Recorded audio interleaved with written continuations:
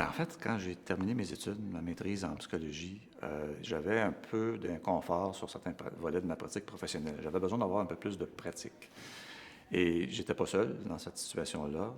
J'ai, à ce moment-là, réuni un certain nombre de personnes qui étaient intéressées, comme moi, à réfléchir sur notre pratique professionnelle comme jeunes professionnels. Et j'ai eu la chance de croiser à ce moment-là Yves Saint-Arnaud de l'Université de Sherbrooke, qui lui développait l'approche de la praxéologie, donc était la réflexion sur l'efficacité professionnelle à partir de l'analyse des discours, des intentions qu'on a et des actions qu'on réalise.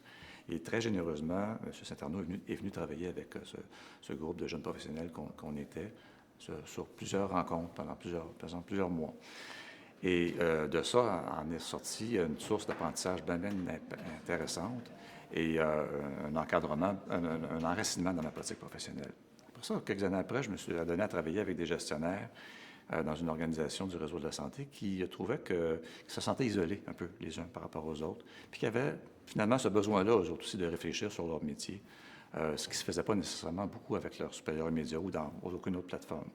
Alors, je leur ai proposé une démarche un peu similaire à ce que j'avais vécu, et ça a été très profitable pour tout le groupe. Tant et si bien que des gens en ont entendu parler, puis on a fait la promotion de ça dans d'autres organisations par la suite.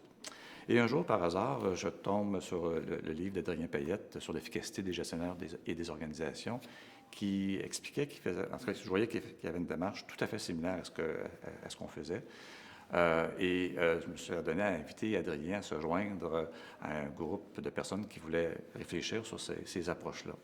Mais on pensait de l'avoir éventuellement comme un conférencier, une personne ressource qui viendrait une fois, mais non, il voulait lui-même vivre avec nous cette expérience-là.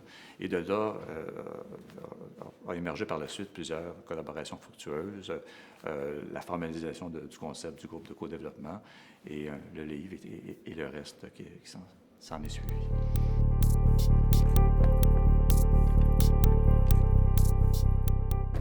Il y a des gens parfois qui se posent des questions sur l'orthodoxie. Hein. Est-ce que je fais bien du co-développement quand je fais ceci ou quand je fais cela? Souvent, la question se pose sur la possibilité d'approfondir ou non le sujet. Dans ce qu'on propose, nous, c'est une démarche où les gens systématiquement se rencontrent pour échanger ensemble, se poser des questions, puis partager ou échanger sur leurs pratiques de gestion à partir de cas vécus qu'ils rencontrent, dans des formats de demi-journée, où, dans le fond, 2 ou 3 personnes peuvent passer à tour de rôle puis présenter leur situation. En Action Learning, le focus est mis sur des projets ou des plus petits groupes de personnes. On va parler de 4 personnes vont se rencontrer systématiquement pour échanger sur ces projets-là, d'une rencontre à l'autre. Donc, c'est plus encapsulé, c'est plus clair comme processus du début à la fin. On va parler de ces sujets-là. Ça permet cependant aussi une rigueur et un suivi qui est assez intéressant. Alors qu'en co-développement, dans le groupe de co-développement, comme on le pratique souvent, les sujets sont amenés à chaque fois, peuvent être différents. D'une fois à l'autre, les consultants vont être sollicités par des clients qui ne sont pas nécessairement, qui sont assurément pas les mêmes. Donc, le groupe évolue dans le temps et de façon non programmée.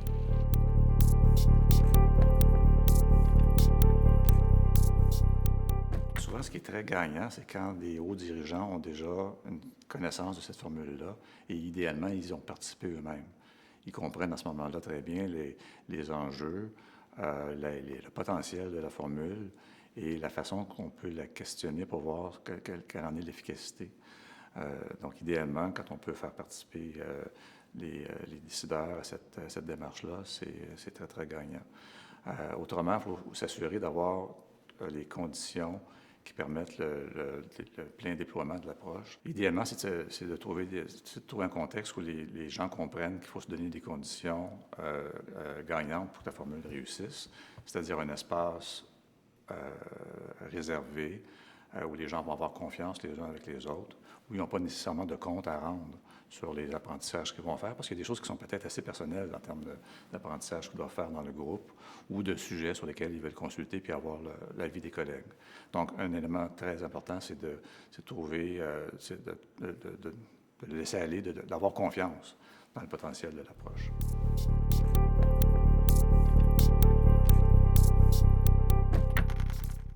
Il faut avoir une connaissance minimale, c'est sûr, de l'objet. Si c'est un groupe de co-développement de gestionnaire, il faut connaître un peu la gestion. Si c'est un groupe de co-développement avec des parents, il faut connaître un peu ce que c'est que d'être parent. Si c'est avec des professionnels d'une discipline particulière, dans le cas où les groupes sont spécialisés, il faut connaître un peu jusqu'à un certain seuil. Parce que moi, je crois que, rendu à un certain niveau, si la personne a trop d'expertise, on risque d'y référer justement comme l'expert du groupe sur le sujet, et plutôt que de faire émerger les solutions chez les participants, elles vont être imposées par celui qui sait dans le groupe. Donc oui, une certaine connaissance, une certaine expertise, mais surtout une bonne tête, une capacité de bien animer le groupe, analyser, comprendre ce qui est en train de se passer dans l'exercice de consultation qui se déroule ici devant ses yeux. Et bien sûr, ses habiletés relationnelles, sa capacité de coacher, de faire cheminer le groupe, c'est ça qui est plus important que l'expertise professionnelle sur le contenu qui est abordé. C'est sûr qu'il faut quand même parler un peu, il faut parler la même langue, il faut connaître ce dont il s'agit. Il y a quelqu'un qui animerait un groupe et qui ne connaîtrait pas du tout la thématique abordée. Il y aurait un certain rattrapage à avoir pour avoir un répertoire commun. Mais donc, oui, une certaine expertise, mais pas trop, probablement, pour s'assurer qu'on reste dans la formule de partage d'expertise entre les gens, entre les participants qui sont là, puis que ce n'est pas l'animateur qui prend la pause.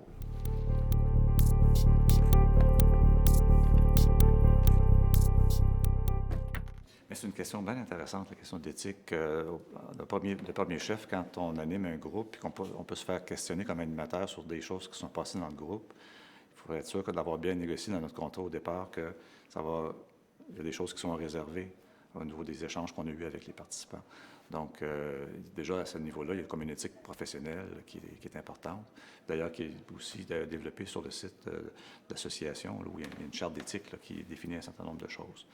Par ailleurs, dans le sujet que tu évoques, quand quelqu'un est aux prises avec un dilemme personnel dans l'organisation où il est, bien, le simple fait de trouver un espace pour pouvoir en parler, c'est déjà quelque chose. Parce qu'il n'y a probablement pas beaucoup d'autres places dans l'organisation où on peut le faire, puis le faire de façon sérieuse, puis en regardant les enjeux, comment on le vit, puis en allant chercher du soutien de la part de collègues.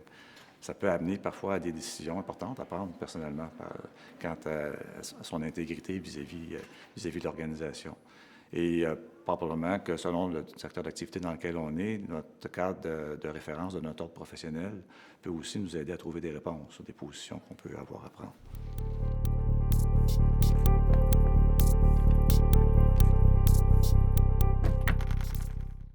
Assurément, quand il va avoir négocié son contrat avec l'organisation, il va avoir posé des questions, puis il va avoir appris des choses sur la culture de l'organisation si c'est un consultant externe. Si c'est un consultant interne, il y a une position privilégiée aussi pour la comprendre. Il va émerger assurément des éléments dans ce qu'il va voir dans les échanges avec les participants, de toute façon, qui vont l'aider aussi à comprendre cette culture-là. Donc, ça va se construire dans le temps. Les gens vont partager des choses, vont nommer eux-mêmes aussi des éléments de la culture qu'ils vivent sans les avoir explicités, mais au travers des échanges et des exercices de consultation, il y a des choses qui vont apparaître plus clairement sur le style de gestion, de relation entre les gens, les valeurs culturelles de cette entreprise, qui pourraient même être des fois questionnées par les participants par rapport à leur position propre vis-à-vis celle de l'organisation.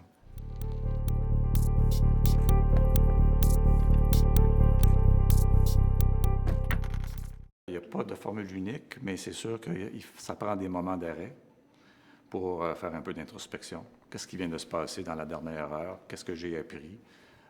Ça peut se faire juste en réfléchissant, mais de prendre des notes, ça aide à expliciter un certain nombre d'éléments.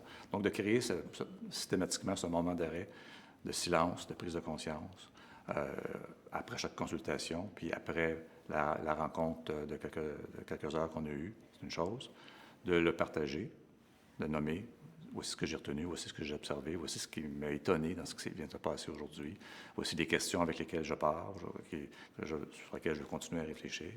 Je pense qu'il faut rendre des choses un peu plus explicites. Puis, on peut penser à toutes sortes de formules ensuite pour formaliser ces éléments-là, du genre, par exemple, est-ce que si j'écrivais mes 8 conseils à donner à un gestionnaire qui prendrait ma place ou qui ferait mon métier, ça sert à quoi ces conseils-là? Les écrire, les faire évoluer dans le temps d'une rencontre à l'autre et à la fin de l'année, voir à quoi ça ressemble ma liste de recommandations que je ferais à quelqu'un qui fait mon métier. C'est une façon de rendre explicite, dans le fond, des apprentissages que l'on fait, des observations sur le métier et la vie en général même.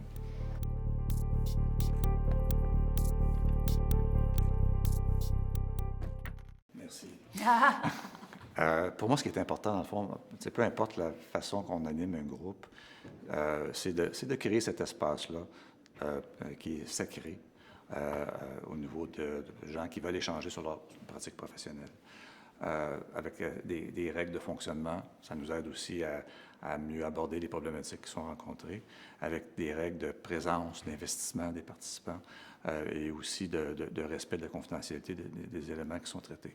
Au-delà de ça, il peut y avoir plusieurs façons d'organiser la consultation, plusieurs méthodologies, en fond, qu'on peut appliquer à la démarche. Mais c'est cet espace-là privé avec des gens qui décident de réfléchir ensemble régulièrement, qui à mon avis, ce qui est le plus magique dans la formule, puis qu'on doit préserver à tout prix.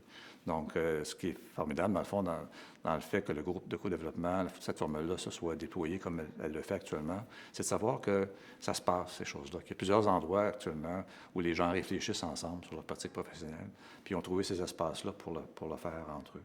Alors, ça, c'est formidable, et c'est ce que je souhaite qu'il continue à se développer, et ça a l'air d'être bien parti pour ça.